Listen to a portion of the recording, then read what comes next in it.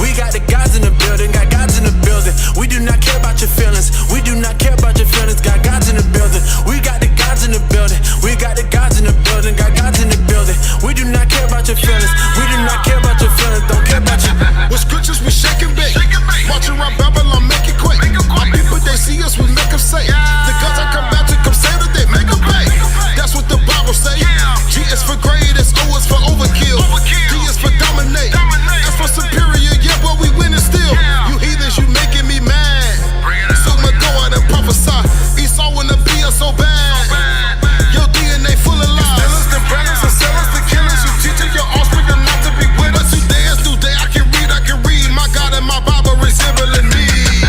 We got the gods in the building. We got the gods in the building. Got gods in the building. We do not care about your feelings. We do not care about your feelings. Got gods in the building. We got the gods in the building. We got the gods in the building. Got gods in the building. We do not care about your feelings. We do not care about your feelings. Don't care about all right, so let me answer some questions here for Q&A in the MIA. All right, so first question here we got is, can you give me the understanding in 2 Samuel 18 and 8? Who's in the back? Got anybody in the back? Officer Razes. Okay, let's read that. 2 Samuel 18 and 8. Let's see what it's talking about. The book of 2 Samuel, chapter 18 and verse 8. For the battle was great. For the battle was there, scattered over the face of all the country, and the wood devoured more people that day than the sword devoured. Start at verse 6. Verse 6. So the people went out into the field against Israel, and the battle was in the wood of Ephraim, where the people of Israel were slain before the servants of David.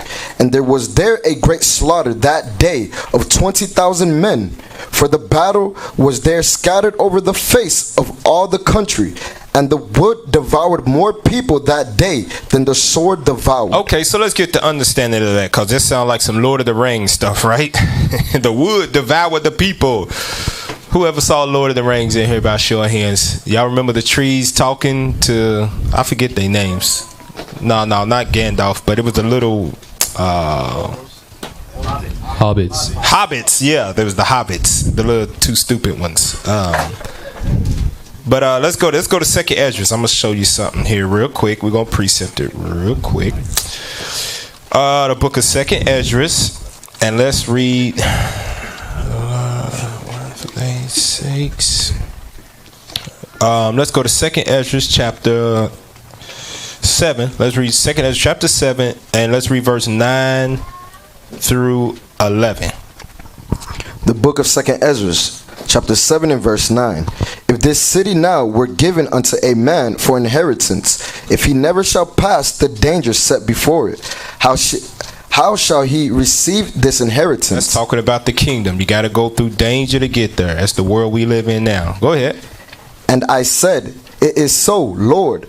Then said he unto me, even so also is Israel's portion, because for their sakes I made the world. Read verse 11 again.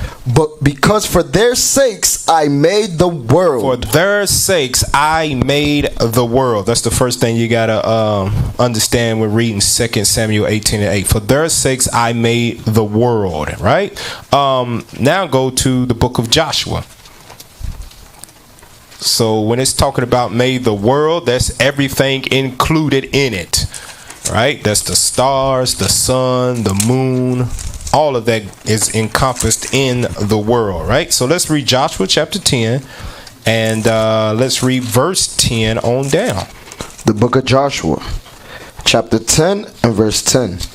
And the Lord discomfited them before Israel, and slew them with a great slaughter at Gibeon, and chased them along the way that goeth up to Betharon, and smote them to Azekah, and unto Makkedah. And it came to pass, as they fled from before Israel, and were in the going down to Betharon, that the Lord cast down great stones from heaven. He did what? Cast down great stones from heaven. So it's stones. He didn't say hail. He said stones from heaven. I don't know where they came from. I don't know. They might be sitting on reserve, but the Lord said he threw down stones from heaven. Read on. That the Lord cast down great stones from heaven upon them unto Azekah, and they died. They were more which died with hailstones than they whom the children of Israel slew with the sword. Okay, so we got stones coming from heaven, right? Read on.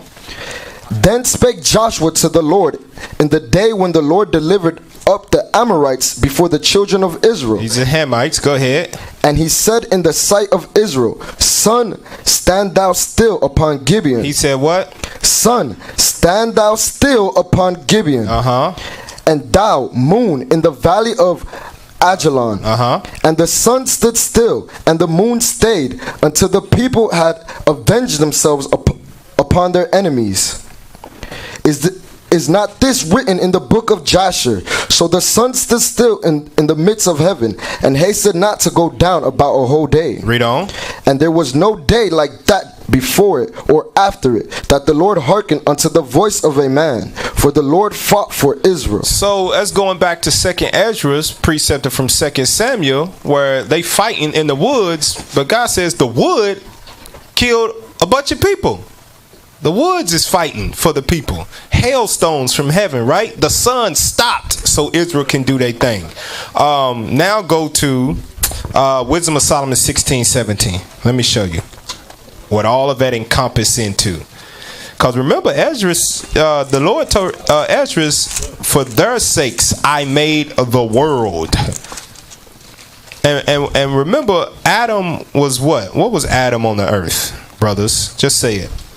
He was a God on earth. He ruled over everything, right? Wisdom of Solomon, let's read 16:17. The book of Wisdom of Solomon, chapter 16 and verse 17. For, which is most to be wondered at, the fire had more force in the water, that quencheth all things. For the world fighteth for the righteous. Hold on, the what does? For the world fighteth for the righteous. That's what you was witnessing in 2 Samuel 18. It said the world fighteth for the righteous, because the world was made for our sakes. So when that time comes, I can't think of the precept, but when that time comes, when it's time to go to, when Christ do his destroying, and he cast out the enemy for us to get the leftovers, everything on the earth is going to fight for us. You're going to see lions coming out of nowhere, bears, you're going to see damn eagles, everything to help destroy this thing off the face of the earth, this side of the world off the face of the earth. So 2 Samuel 18:18, that's what it's talking about. Go back to it. Let's read 2 Samuel 18:18 now. 2 Samuel chapter 18 and verse 18. Verse 8, I think it is. Verse 8. For the battle was there scattered over the face of all the country, and the wood devoured more people that day than the sword devoured. And that's what we read in Joshua, right? About that happening. And you read in Wisdom of Solomon that the world fights for the righteous. Now, I want to see last precept here. Let's go to Romans. And let's see.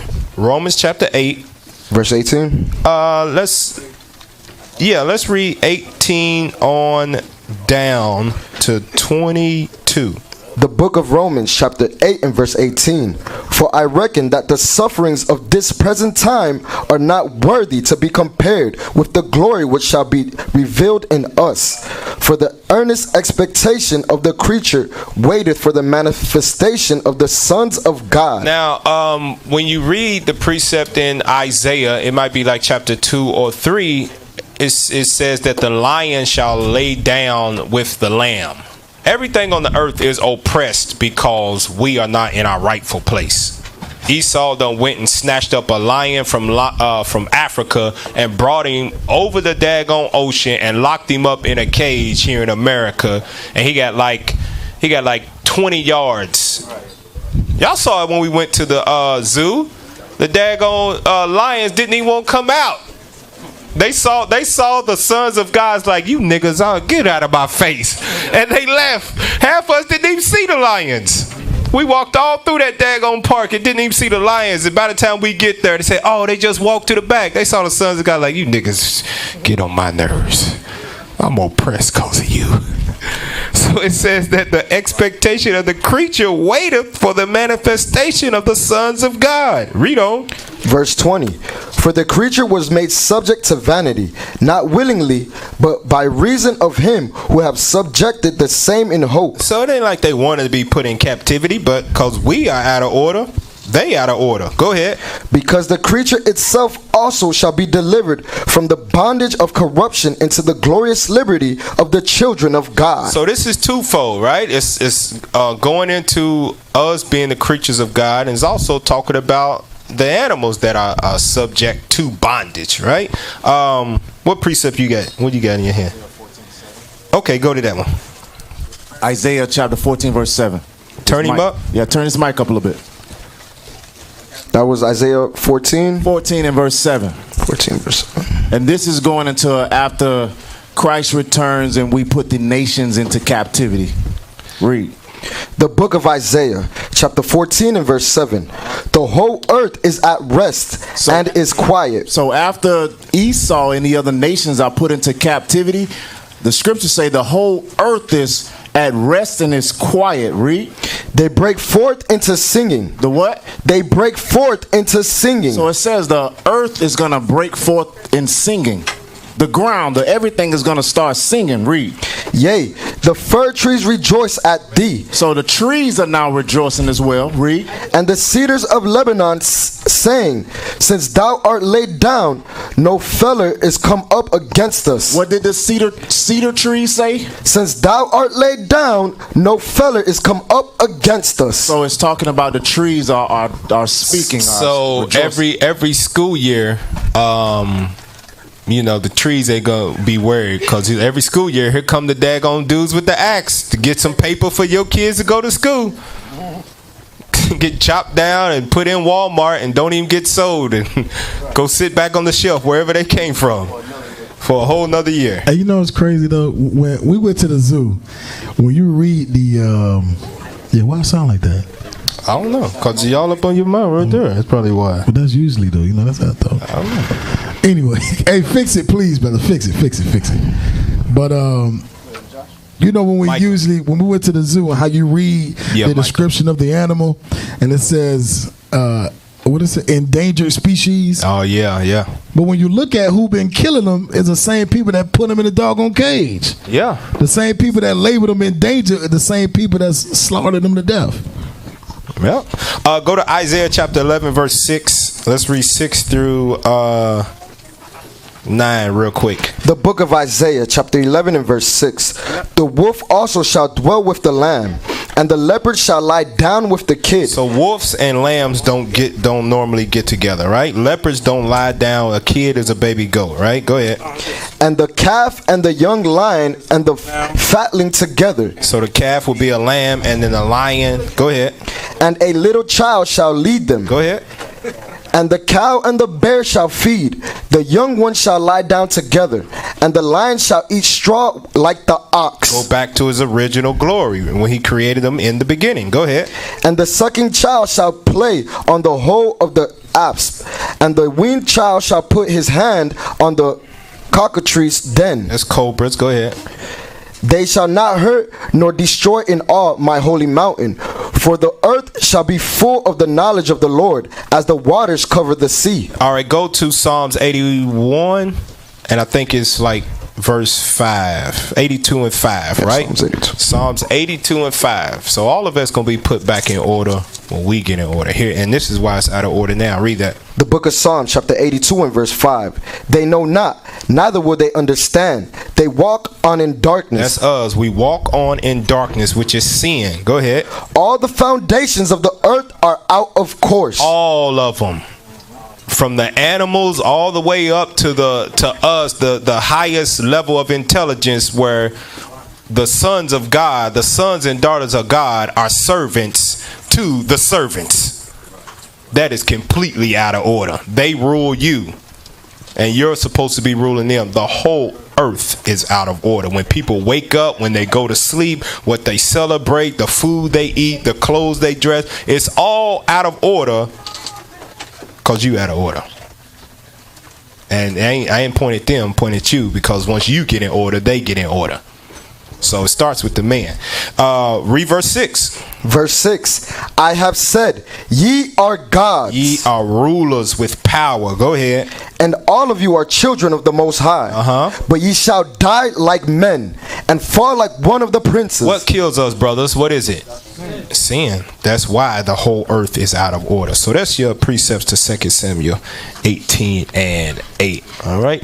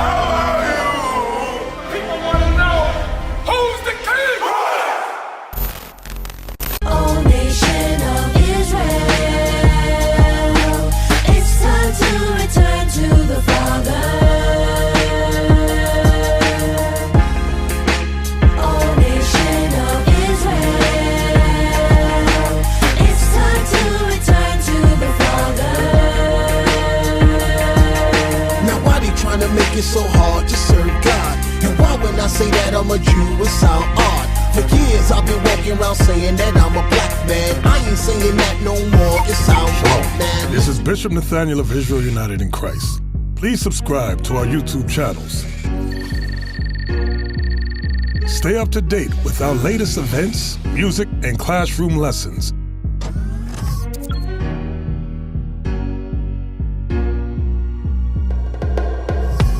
IUIC plans to continue visiting different countries where this gospel has not been preached before. IUIC needs your help in pushing this truth.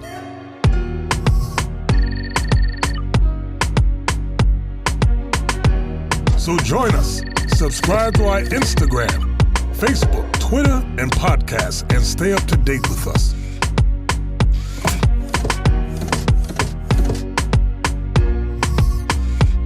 For more information, please visit www.israelunite.org.